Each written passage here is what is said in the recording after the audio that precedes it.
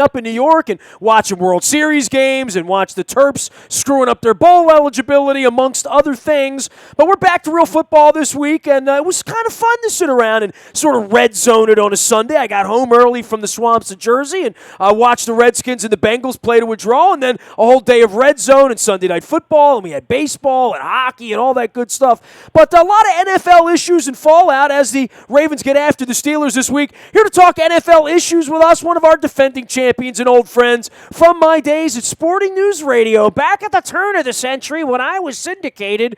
Bob Hill, he ran the joint in St. Louis, Missouri. You can follow him out on Twitter now, at Bob Hille, that's Hille. And he is at On the Sport News, which is also associated with Sporting News, but I'll have him explain it to you. What's up, Bob? Happy fall to you, man. How's life in Charlotte? Right off the bat, I've got to make one correction. It's Missouri when you're in that half of the state. It's Missouri when you're in the Kansas City half of the state. I did not know that. I mean, my friends are in Springfield, and they call it Missouri, which would be some sort of weird thing that happens when you get too close to Branson, I think. Nevada, potato, I don't know. I dated a girl when I was a very, very young man, and she had a dad who lived in Oregon, not Oregon. I called it Oregon. She would always tell me, it's not Oregon. That's what tourists call it. It's Oregon. Oregon. Get it right. So, hey, you know, I'm from Dundalk. I pronounce things strangely anyway. Bob, man, the NFL, and when you sit and take it in on a Sunday, as I rarely do, right? Full admission, I'm either on an airplane, in a hotel room in Cincinnati, or in Cleveland or Pittsburgh, or some godforsaken place like Jacksonville, where I've been earlier this year. So I don't really get to sit around and experience it from that sort of red zone fantasy guy, flipping the channel, remotes, going from this channel to that channel, and zooming in on games. And I don't sit in sports bars and watch it on all the TVs much, but I do like that angle at it. And I watched this weekend, and they say the ratings are down and less people are watching. I find that really far-fetched, man. Do you? Frankly, no, I don't, because the product is really bad right now. Now, it may just be, we're going through a phase where the teams are hyper-competitive with one another, which makes for low-scoring games and lots of turnovers and stuff like that, but it's not a very appealing product right now. Even if you watch an upset and all of a sudden you kind of think, gosh, was that really an upset? Because these teams are both, 500, and, again, it's very different from the college game in this sense. The college game is still an X and O game that you try and leverage matchups where you can get mismatches. There are no mismatches in the NFL. The athletes are so good, so talented, that a mismatch is really hard to find.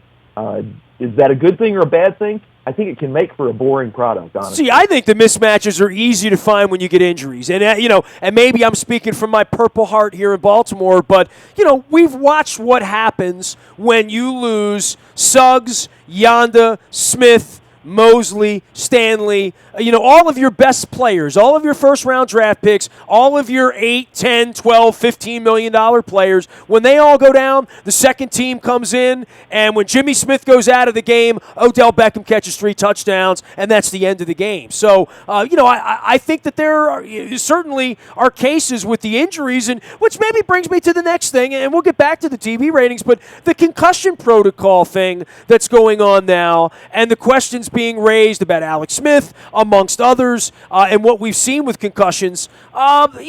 This should be, to me, it's sort of like global warming on a political scale. You either buy in or you don't buy in. There are people that still aren't buying into the concussion thing in the NFL and sort of poo-pooing it to some degree, or not taking it as seriously as they probably should. I think that's the ticking time bomb for the NFL all the way around, from kids playing the games, moms wanting their kids to play the game, is how they're going to handle head trauma in this sport moving forward.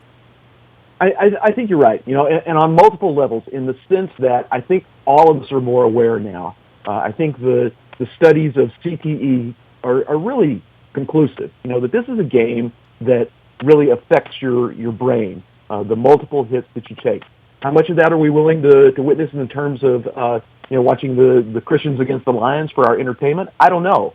But I do think it will have a ripple effect. And I think you see it rippling through not just the league, but through the courts, where insurance companies are trying to decide Should they have to pay the $1 billion settlement with the former players? You're seeing players who are retiring early. You're seeing players who, frankly, are not admitting to being injured. Cam Newton being one who said, I was messed up when I was out there, and I probably shouldn't have been out there. And he says that, 4 weeks later when he's in the concussion protocol again. So again, it's a complicated issue, and it's to loop back to the TV ratings. The NFL, even on its worst day, is still better than any other sport, TV ratings-wise. You could talk about a particular night where the World Series outrated the NFL, but that's a blip on the radar now. This is the 9,000-pound gorilla in American sports, and there's no other way to look at it. Yeah, I did a baseball tour last year, and Adam Jones spoke out about the whiteness of baseball and where the ratings are and where the people are. In Chicago and Cleveland this week, okay, they're going to be excited. It's the World Series. I was here in Baltimore in September where a pennant race didn't draw fans. I'm starting to see, and I'm talking more about it, and I'm going to write about the death of the Baltimore sports fan. But we're seeing in our stadium now, and the Steelers are here this week, we've had the Raiders and the Redskins come in. And Bob, I've been at this, from the beginning of time, quite frankly, here in Baltimore, right? I was here with the Colts as a kid, and I watched us lose the first football team, and I know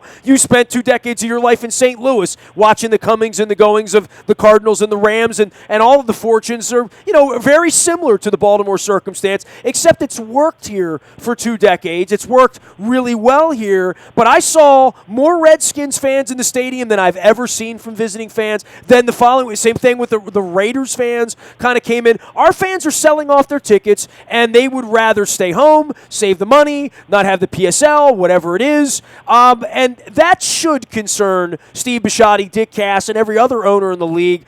But the TV ratings, I feel like that would lead to people wanting to stay at home and enjoy the game, that it is a good experience to sit on the couch and watch the NFL at home on a Sunday. I don't do it often, but when I do, I say to myself, this is kind of nice. I think there's no doubt of that. Again, it's the age-old blackout question. Do you not televise the games in a home market to try and force fans to go to the stadiums? I think that's a losing proposition, too. We just live in a different era now. You're able to stream things on mobile devices. You're able to get scores by drive, let alone by quarter as a game develops. So we just consume sports very differently now than we ever did. I think we'd be lying to one another if we didn't say the NFL's popularity in great part is driven by gambling. And I'm not saying that's good or bad. I'm just saying it's a fact. Whether you want to call daily fantasy sports not gambling, which it is, or you just want to say, people like to, see what the line is, like to drop a little money on a game on a given time, whether legally in Vegas or not so legally in the local area. It's always been a sport driven by that kind of mindset. And those things ride tides. Whether a team is popular in a given market frequently is just related to how good the team is in a particular year. I'm witnessing that right now in Charlotte, where last year, NFC Championship team, very good team, entertaining team, and this year they're struggling. They look to be improved, but in recent weeks, but at least you're seeing some of that fade. Fans are selling tickets, and visiting teams are seeing fans in the stands. So again, you ride the ups and downs of how good the team is. It's a pretty rare market where win or lose, fans are coming out. As bad as the Browns have been, you've got to give Browns fans a little bit of credit for continuing to come out and support that team. Bob Hilly joining us here from Omnisport, longtime sporting news insider as well. You can follow his journey out on Twitter at Bob Hilly. That's Hille. You mentioned that, the Charlotte story. I've seen a couple of ball games down there. The last time we played down there, I brought 5 busloads of Ravens fans. We had us a Bojangles chicken party and some sweet tea out in the parking lot. And there were 25,000 Ravens fans and maybe 14,000 Panthers fans there. That was my last experience there. And then I'm out in San Francisco, drinking craft beers with Panthers fans who swear their allegiance for 22 years, and they were 50,000 strong, and I'm thinking to myself, it didn't work out that way. And I'll tell you this, the fans on the way back said, man, that would never happen in our stadium where, none of our fans would show up and we would sell all our tickets out. And I'm like, I lived in Baltimore in 1981 and 82 and 83. Never say never. Never think it's forever. And I think with the NFL, there comes a point, and I had friends that went over to London over the weekend and said that experience was phenomenal. The Redskins fans, Bengals fans that were there.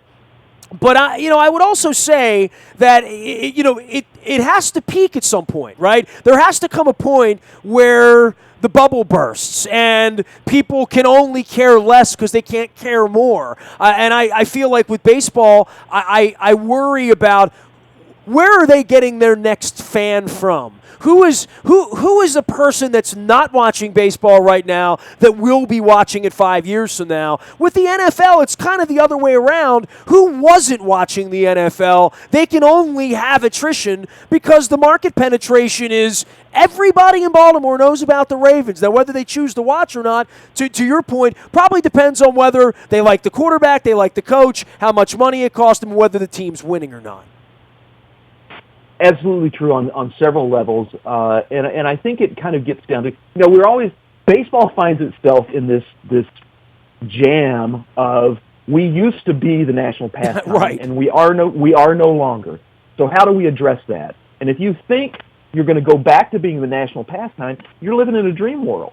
So I think if you think in terms of it's not a zero-sum game.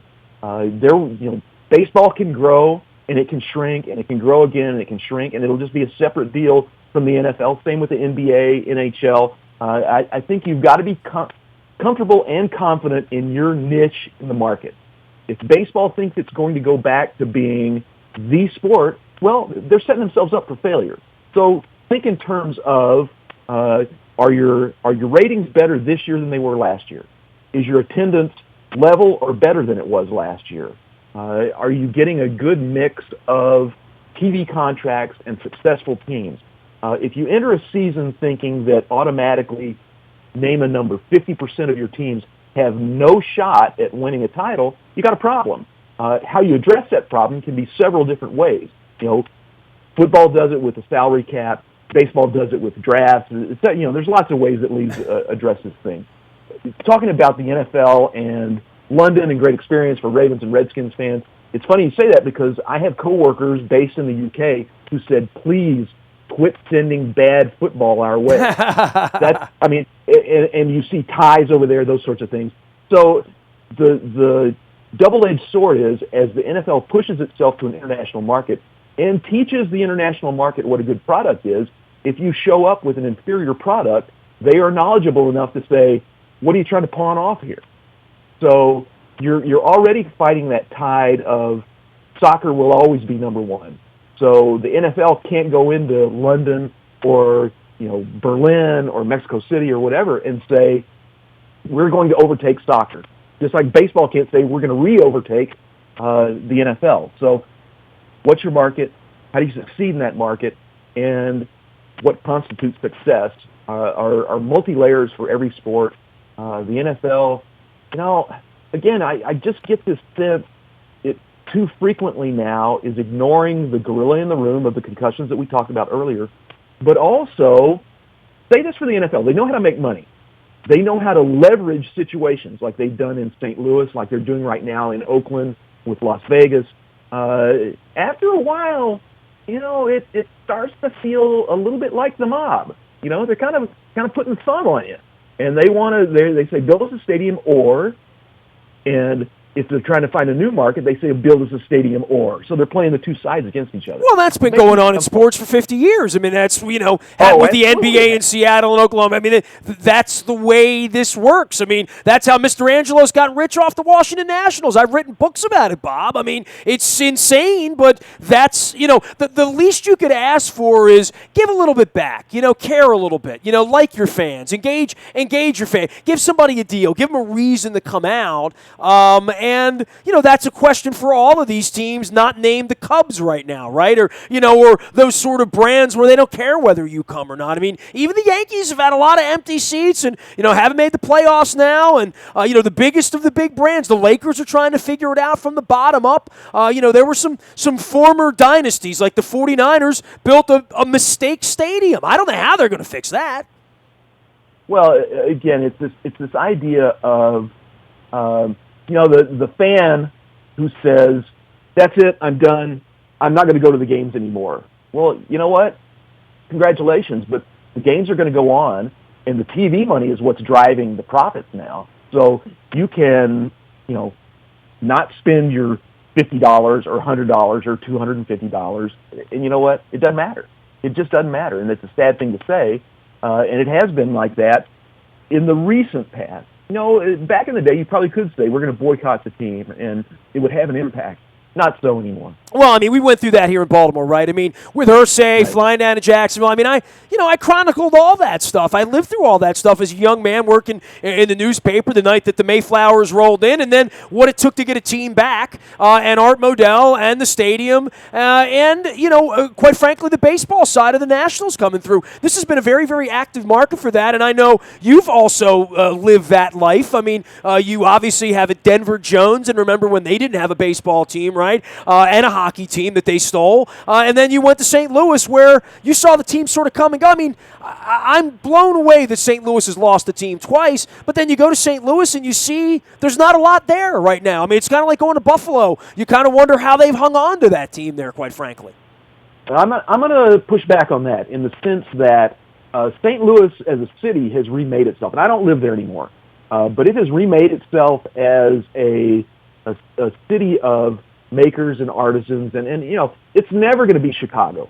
And I think St. Louis is finally becoming comfortable with that. They're happy to have a baseball team and a hockey team.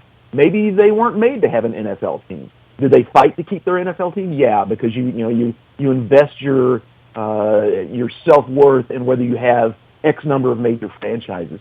St. Louis probably benefits from not having kept the Rams. LA should have always had an NFL team. It's just stupid from a financial standpoint, from a marketing standpoint, from every level. It was great from a leverage standpoint, though, wasn't it? Oh, it absolutely was. I mean, they were still willing to try and build $1 billion stadium on the Mississippi River, which, replacing a stadium that probably is, 25 years old, and is like going in a mausoleum to see a game. Hey, they even got an extra year of leverage out of it with Oakland and San Diego at this point, as this thing goes on to the ballot with about 0% of going through in San Diego, from what I understand, right? Well, yeah, I think you're exactly right. And you know what? I say congratulations to San Diego. This whole public money for stadiums is something I have grown increasingly uncomfortable with, especially when you look in terms of a guy like Sheldon Adelson in Las Vegas, who is a multi-billionaire and getting multi-billions from taxpayers to bring an NFL team that was going to make him even richer than he already is. Well, where's the sense in that? I just don't get it. Bob Hilly joining us here. He's been writing and talking and editing sports for a long, long time. He's at On the Sport now, and of course, with Sporting News as well, and you can follow his journey at Bob Hilly out on Twitter. Keep up the great work out there. I enjoyed the conversation about the NFL and some of the things not going. We got a lot of things going on the field, right? I mean, what Brady's doing is incredible. Clearly, the Cowboys are going to have a quarterback controversy coming up here, and there's a lot of mediocre teams in the league, which gives teams, quite frankly, like the Ravens on a 4-game losing streak, a chance to be in first place on Sunday. It's a wonderful life when you can do that, Bob. It's the way the league is built. Again, I mean, you've got those very few teams at the top, and again, if you don't understand what you're watching with this Patriots team, take a step back and understand that you're watching not just one of the great coaches of all time and one of the great quarterbacks of all time, but really one of the great franchises of all time. To be able to go through the changes they've gone through year after year. To have a quarterback suspended 4 games, come back, and now thrown for 1,300 yards or whatever through his first 4 games back, and all of a sudden you have to realize that maybe Jim Kelly is right, maybe Tom Brady is the best of all time. That's pretty high praise when you consider some of the quarterbacks who played in this league. So, and to think right now they're doing it without cheating at all anymore, right? Well, we don't know that for sure, do we? No, we don't know that that's true. I mean, certainly anyone in the league would tell you that that their locker room is tapped, literally. Yeah, they'll say that, but you know what? If you think, that it really is tapped, and if in fact it really is tapped, then that probably means, half of the other locker rooms in the league are tapped too? It's just, do you make use of it? Again, you can see conspiracies everywhere. I'm not buying it. I think they're so closely watched that nothing like that would happen. I've dealt with the paranoia of NFL head coaches, my friend. I have. We all have, and much of it, in my experience, is misfounded. Again, it's checkers. It's not chess. Yeah, there's some strategy to it, but in the end, it's are my guys better than your guys, and can we leverage that talent edge that we have? That's why we watch the games. He is Bob Hilly out at Sporting News and on the Sports, and you can follow him out on Twitter as well. Great having you on, man. We'll reacquaint. Have a great holiday season. We'll check in again soon. Sounds very good, Nestor. Good talking with you. You got it. Bob Hilly joining us here for a pre-Steeler week chat about some league-related issues that they cover at and on the Sport as well as at Sporting News. You can find me in the Bahia Toyota Audio Vault 24 hours a day from anywhere in the world on your mobile device by downloading the TuneIn Radio app. We come in crystal clear. The morning newspaper ships to your email inbox at 7 a.m. each and every morning, and that's powered up by our friends at Planet Fitness at planetfitness.com. Still $10 a month to get in the best shape of your life there. Our tech service breaks news. We're waiting on an Oriole pitching coach. We're waiting on some Ravens injury updates. You'll get it all first on the WNST tech service. That is brought to you by Coons Ford of Security Boulevard. Last but never least, every Monday night, we're at Buffalo Wild Wings and Owings Mills doing the best seat in the house competition. It's all brought to you by Fully Loaded Transportation. They bring you back and forth in the limo with a $100 gift card. That happens on Monday night. We also have a blazing wing eating challenge. Every week, someone dominates that competition for the $25 gift cards. We'll see you at Buffalo Wild Wings on Monday night. Nasty at WNST.net reaches me. Facebook, Twitter, LinkedIn, Snapchat, Instagram, streaming live on Facebook Live as well as on our YouTube WNSTV channel. We are WNST.net, AM 1570 and WNST Towson, Baltimore, and we never stop talking Baltimore sports.